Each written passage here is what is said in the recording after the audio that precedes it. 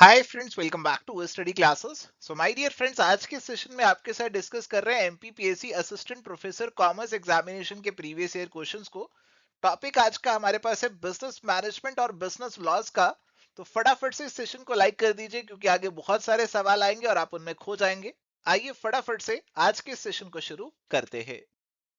And my dear friends, अगर आप prepare कर रहे हैं यूजीसी नेट जेआरएफ कॉमर्स या मैनेजमेंट के लिए, असिस्टेंट प्रोफेसर कॉमर्स एग्जाम्स के लिए या फिर पीजीटी कॉमर्स एग्जाम्स के लिए, तो एवर स्टडी क्लासेस के पास मल्टीपल कोर्सेज हैं इन सभी एग्जाम्स के लिए। इन सब की डिटेल आपको हमारी ऐप या फिर वेबसाइट पे मिल जाएगी। तो कोई क्वेरी है, आप हमें रीच आउट भी कर सकते हैं, नीचे आपको नंबर देखने को भी मिल रहा है। यहाँ पे हमारे पास सवाल है जी, an agreement enforceable by law is a contract. This definition is given under which section of the Indian contract act 1872। तो एक फैक्चुअल सवाल है, आपसे सीधा सीधा सेक्शन पूछ रहे हैं कि कौन से सेक्शन में कॉन्ट्रैक्ट को डिफाइन किया गया। This is a definition of the contract. Option है सेक्शन 10, 23, 2H या फिर 2E। तो जनाब, हमारा जो कॉन्ट्रैक्ट लॉ है उसका सेक्शन 2H डिफाइन करता है कॉन्ट्रैक्ट को। So clearly answer is going to be option number C. Option C आपका आंसर यहाँ पे बनेगा। Who propounded the need hierarchy theory of motivation? McGregor, Herzberg, Maslow या फिर विलियम आउची। तो नीड हायरार्की थ्योरी बेसिकली आपकी कौन सी थ्योरी है? ये मैस्लो की मोटिवेशन थ्योरी है। उसने आपको नीड्स की हायरार्की बताई है कि सबसे नीचे नीड्स को फिजियोलॉजिकल रहती हैं, फिर आपकी सिक्योरिटी नीड्स आती हैं, सोशल नीड्स आती हैं, एस्टीम नीड्स आती हैं, फिर आपकी सेल्फ एक्चुअलाइजेशन नीड्स आती हैं। तो एक हायरार्की बेसिकली मैस्लो ने हमें बताई है और करेक्ट आंसर इसीलिए आपका यहाँ पे ऑप्शन नंबर सी का बनेगा।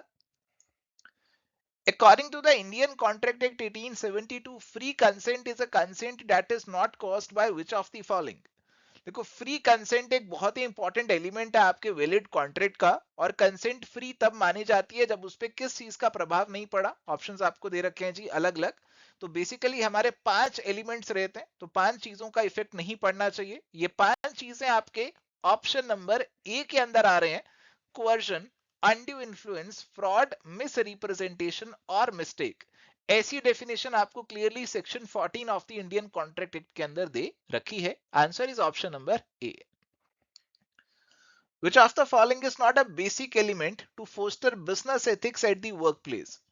तो आपका बिजनेस एथिक्स को प्रमोट करना है आपके वर्क प्लेस पे, और इसका कौन सा एक बेसिक एलिमेंट यहाँ पे नहीं है। नॉट वर्ड पे यहाँ पे ध्यान दीजिएगा। ऑप्शन है top management commitment, publication of a code, excluding employees from ethical decision making और मेजरिंग रिजल्ट्स। तो देखो जी, मैनेजमेंट की कमिटमेंट, कोड और मेजरिंग रिजल्ट्स तो ठीक है, आप बिजनेस एथिक्स को फॉस्टर करेंगे, बट अगर आप एम्प्लॉइज को एक्सक्लूड कर रहे हैं, उनको छोड़ रहे हैं फ्रॉम एथिकल डिसीजन मेकिंग, तो ये कहीं ना कहीं बिजनेस एथिक्स को फॉस्टर नहीं करेगा, तो ये हमारा एलिमेंट नहीं बनेगा। So correct answer is going to be option number C. How many parties are involved in a bill of exchange under the negotiable instruments act 1881? तो बिल ऑफ एक्सचेंज में कितनी पार्टीज आपकी रहती हैं, ये आपसे पूछा जा रहा है जी। बिल ऑफ एक्सचेंज के अंदर आपकी जी 3 पार्टीज रहती हैं। एक तो ड्रॉअर है जो बिल ऑफ एक्सचेंज को ड्रॉ कर रहा है, दूसरा ड्रॉई है जिसपे ये बिल ड्रॉ किया जा रहा है, और तीसरा है पेई जिसको इस बिल की पेमेंट यहाँ पे होनी है। So correct answer becomes option number A. Under Section 135 of the Companies Act 2013, companies are required to spend what percentage of the average net profits on CSR? तो कॉर्पोरेट सोशल रिस्पॉन्सिबिलिटी को लेकर ये आपका सवाल है जी। तो कॉर्पोरेट सोशल रिस्पॉन्सिबिलिटी के लिए आपकी कंपनीज को, जो भी एलिजिबल कंपनीज है जो क्राइटेरिया पूरा करती हैं, उनको अपने नेट प्रॉफिट्स का कम से कम 2% खर्च करना जरूरी है। और इसीलिए करेक्ट आंसर यहाँ पे जो आपका बनेगा ऑप्शन नंबर बी का रहेगा। A company is an artificial person, invisible, intangible, and existing only in the eyes of the law. This law is known as। तो कौन से कानून में ये बात बोली गई है? Partnership act, competition act, companies act या फिर नेगोशिएबल इंस्ट्रूमेंट्स एक्ट? अरे बहुत ही इजी सवाल है। तो कंपनी की डेफिनेशन तो कंपनीज एक्ट में ही दे रखी होगी ना, और किसी में थोड़ी दे रखी होगी। So correct answer clearly is option number C. It includes an association of producers, sellers, distributors or service providers who control prices or supply. Acquisition, agreement, cartel या फिर merger। तो जनाब, कई बार ना कुछ ऐसी एसोसिएशंस होती हैं जो किसी चीज के दाम को और उसकी सप्लाई को कंट्रोल करती हैं। जैसे आपने ओपेक के बारे में सुना होगा, organisation of petroleum exporting countries. तो ये पेट्रोल की जो सप्लाई है ना उसको कंट्रोल करके रखती हैं ताकि उसका जो दाम है वो सही बना रहे। वो जिस दाम पे पेट्रोल को सप्लाई करना चाहती हैं उस पे ही सप्लाई करती हैं। और ये एक एग्जांपल है हमारे पास कार्टेल का। तो ये कार्टेल का एग्जांपल हमारे पास बनता है जी। So correct answer becomes option number C. Organization arising spontaneously is called line organization, informal organization, functional organization या फिर कमिटी। तो ऐसी कौन सी ऑर्गेनाइजेशन है जो अपने आप खुद ब खुद स्पॉन्टेनियसली बन जाती है, वो आपको बतानी है। देखो, आपकी जो लाइन और फंक्शनल ऑर्गेनाइजेशंस हैं ये बेसिकली आपकी फॉर्मल ऑर्गेनाइजेशंस हैं, ये ऑर्गेनाइजेशन के रूल्स रेगुलेशंस के अकॉर्डिंग बनती हैं। बट जो भी आपकी इनफॉर्मल ऑर्गेनाइजेशन होती है वो खुद ब खुद अपने आप बन जाती है। यहाँ पे लोग एक दूसरे के साथ जुड़ते हैं, कनेक्ट करते हैं और उससे अपने आप ये ऑर्गेनाइजेशन बन जाती है। So correct answer is going to be option number B.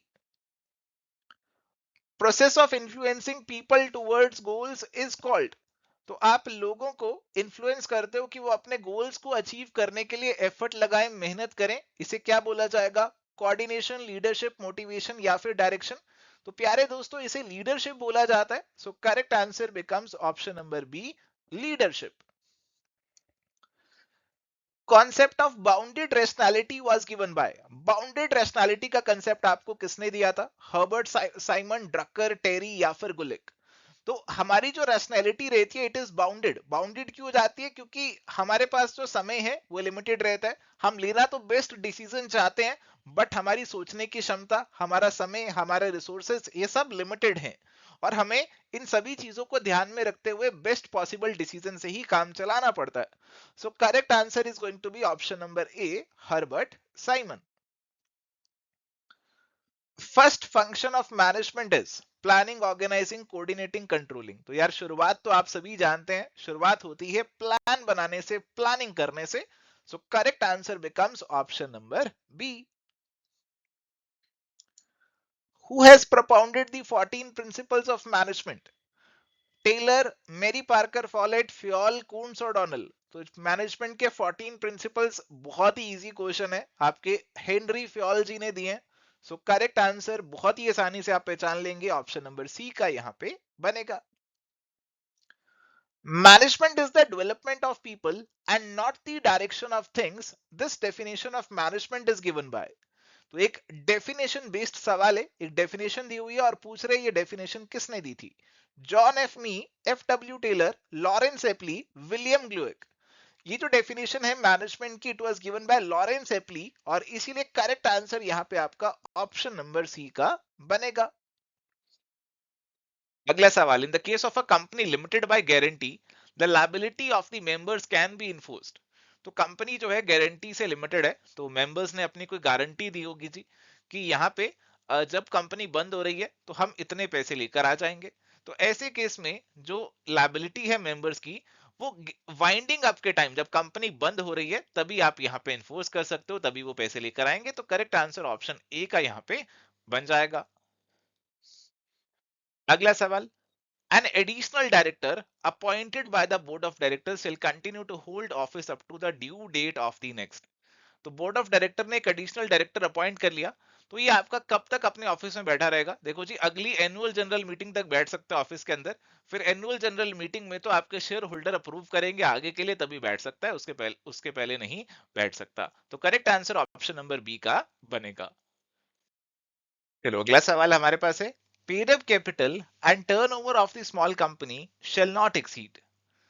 तो प्यारे दोस्तों स्मॉल कंपनी को लेकर ना डेफिनेशन दे रखी है हमारे कंपनीज एक्ट में और उसमें बता रखे है कि इस कंपनी का पेड अप कैपिटल और टर्नओवर कम होना चाहिए। और जो बता रखा है हमें, जो लिमिट्स बता रखी हैं वो 4 करोड़ और 40 करोड़ की बता रखी हैं। हालांकि जो रूल्स है ना वो चेंज होते रहते हैं, तो आप एक बार एग्जामिनेशन से पहले जो आपके लिमिट्स हैं आप उनको एक बार जरूर चेकआउट करके जाइएगा। अगला सवाल, according to the competition act 2002 the chairperson and other members shall hold office up to the maximum age of. तो कंपटीशन एक्ट 2002 के अंदर हमारे जो चेयरपर्सन और बाकी मेंबर्स हैं उनकी एज लिमिट क्या होगी, मैक्सिमम एज क्या होगी? देखो जी, यहाँ पे आपकी चेयरपर्सन की जो एज लिमिट है वो 67 ईयर्स है, मेंबर्स की 65 ईयर्स है, और इसीलिए करेक्ट आंसर ऑप्शन नंबर ए का यहाँ पे बन जाएगा। अगला सवाल है, which of the following is not a source of ethical standards? Utilitarian approach, trusteeship approach, justice approach और वर्च्यू अप्रोच। अब देखो, अब एथिक्स के पढ़ते हो ना, तो एथिक्स के अंदर कहीं ना कहीं हमें ये अप्रोचेस देखने को मिलती हैं जी। और यहाँ पे हमारे पास यूटिलिटेरियन, जस्टिस और वर्च्यू अप्रोच आपको सीधी सीधी देखने को मिलेगी। जो ट्रस्टीशिप है ना, trusteeship is basically a theory which is proposed by Gandhi ji. इसको आप बात तो करते हो एथिक्स के अंदर, बट ये वाले जो तीनों है ना, ए सी और डी, ये डायरेक्टली एक दूसरे से जुड़े हुए हैं। इनको आप इकट्ठा पढ़ोगे, ट्रस्टीशिप अप्रोच को आप अलग से पढ़ोगे, इसके अंदर नहीं पढ़ोगे। तो correct answer option number B का यहाँ पे हमारे पास बनेगा। अगला सवाल, when the competition commission of India form, तो बताइए कब बना था आपका CCI, competition commission of India? देखो जी, इसे बनाया गया था अक्टूबर 2003 के अंदर। तो करेक्ट आंसर हमारे पास यहाँ पे बनेगा ऑप्शन नंबर बी का। अगला सवाल है, the golden book of management was written by, तो कौन सी किताब किसने लिखी? इंपॉर्टेंट रहता है स्टेट एग्जाम्स के लिए, और ये जो गोल्डन बुक ऑफ मैनेजमेंट है ये लिंडॉल ओरविक ने लिखी है, और इसीलिए correct answer is going to be option number C. अगला सवाल, which of the following is not an element of communication? Communication के अंदर आपका डी कोडिंग होता है, रिसीवर होता है, चैनल होता है, ग्रेप वाइन नहीं होता जी। ये कम्युनिकेशन का एलिमेंट नहीं है, ये इनफॉर्मल कम्युनिकेशन को डिनोट करता है। Answer is going to be option number D. चलिए, तो प्यारे दोस्तों, अभी यहाँ पे सवाल है, which of the following is an exception to the rule, no consideration no contract? तो अगर कंसिडरेशन नहीं है तो कॉन्ट्रैक्ट नहीं बनेगा, बट इसके कुछ एक्सेप्शंस हैं। तो आपको बताने की कौन से एक्सेप्शन है यहाँ पर। और यहाँ पे प्यारे दोस्तों, इस क्वेश्चन के ना मल्टीपल आंसर्स आपको देखने को मिलेंगे। ये क्वेश्चन अल्टीमेटली डिलीट ही हो गया था। और यहाँ पे अगर आपका नेचुरल लव और अफेक्शन वाला एग्रीमेंट है, जिसको आपने राइटिंग में लिया, रजिस्टर करवा लिया, टाइम बाद डेट देने का प्रॉमिस है, पास्ट वॉलंटरी सर्विसेज के लिए कंपनसेट करने का प्रॉमिस है, तो ये सारे कहीं ना कहीं आपके कवर हो जाते हैं, और इसे एक से ज्यादा आंसर होते हैं, इसीलिए कोई आंसर यहाँ पे इसका नहीं दिया गया है। चलिए, अगला सवाल है, which of the following agency is irrevocable? इनमें से कौन सी एजेंसी आपकी इररिवोकेबल होती है, यानी कि आप इसे रिवोक नहीं कर सकते, कैंसिल नहीं कर सकते, खत्म नहीं कर सकते?